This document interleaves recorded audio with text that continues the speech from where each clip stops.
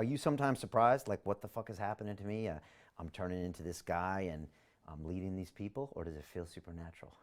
You Because I know know what? you're an introverted guy, so I'm this a, doesn't come natural for it you. doesn't come natural. Matter of fact, I hate this interview right now. Not because of you. I'm uncomfortable. I'm uncomfortable because for several years growing up, I stuttered. So I'm nervous around people. I still battle these demons every day. They're still there, man. I'm still that guy that lived in a $7 a month place. Just because I'm not living there anymore, I'm scarred. Scars remind you that your past is real. It's real, man. Can't run away from it. It's a part of me. I carry that shit wherever I go. It doesn't define who I am, but it's a scar. All these things scarred me. But that's why people connect with me.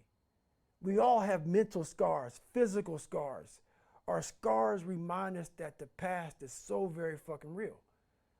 So I'm a teacher saying that it's okay, man. The scars are real, but you can still be a bad motherfucker. You can still be a very, very dangerous motherfucker. What was the hardest part about going back down into the past and into those sewers and revisiting these old memories and trying to make sense of them and trying to remember what really happened as opposed to the version that happened?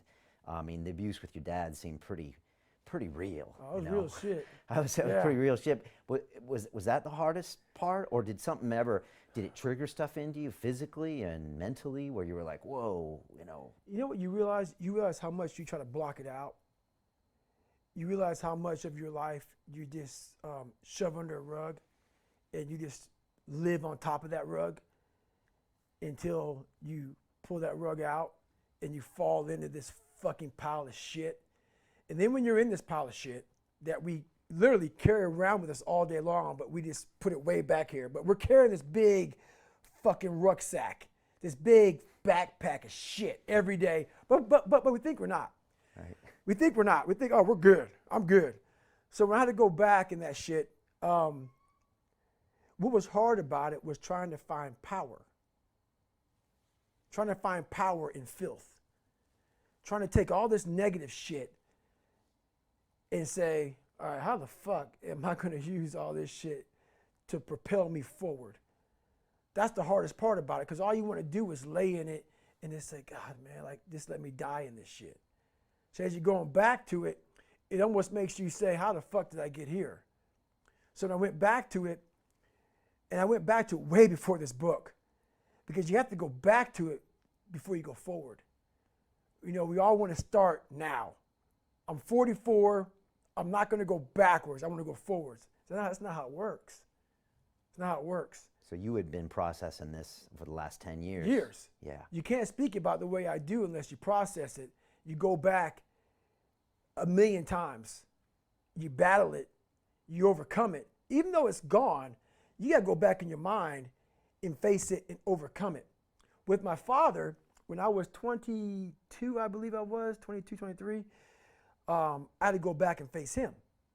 Actually face him one-on-one. And that's really when I realized I had to go back to the, you know, like if your knee hurts. A lot of people focus on your knee. It may be your fucking, if it's your left knee, it might be your right hip. We never focus on the hip, focus on the knee. So for me, I was focusing on all this surface shit. So when I went to the Air Force, I quit in training because I learned how to read, I learned how to write, I learned how to swim. But the second something hard came up, I went right back to where I always go. And I'm like, God, man, I thought I fixed all this shit.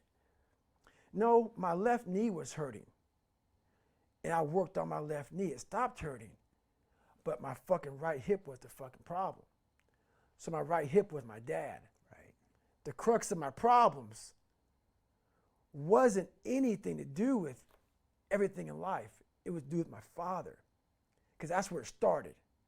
It started there. The origin of the story, it started there. So I went back to the start point and had to face where all this happened, where the mindset started.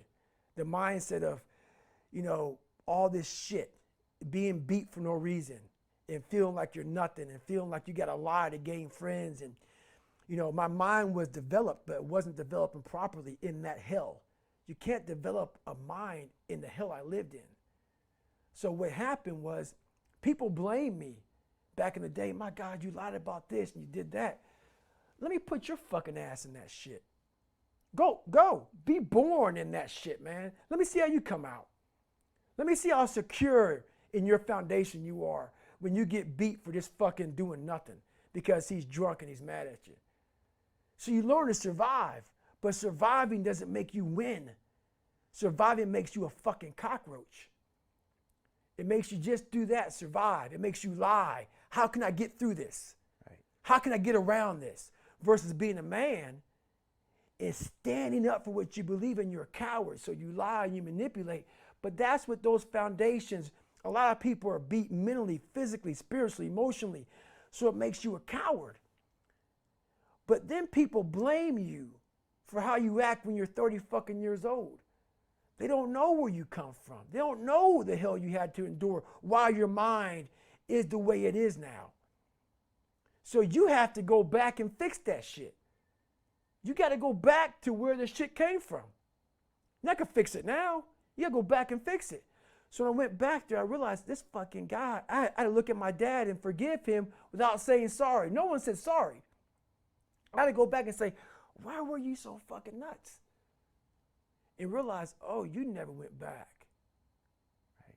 You never fucking went back. And whatever fucked you up while you beat the shit out of my mom, me and my brother, you never went back. So you took all that shit out on us. And therefore, that's how the generational shit goes on. My dad was an alcoholic. My dad was a druggie. I'm a druggie. That's how that shit goes on. No one stops it. I stopped it. So that's what that caused me to do. That you forgave him in your own mind. In afterwards. my own mind. He died a few years back. I didn't go to the funeral, but I don't hate him. I had to let it go. It was over. That part of my life is over. I don't hate you. You're my father. I respect you for that. But I also know why you were the way you were. You have to understand the demon before you can fix it, man.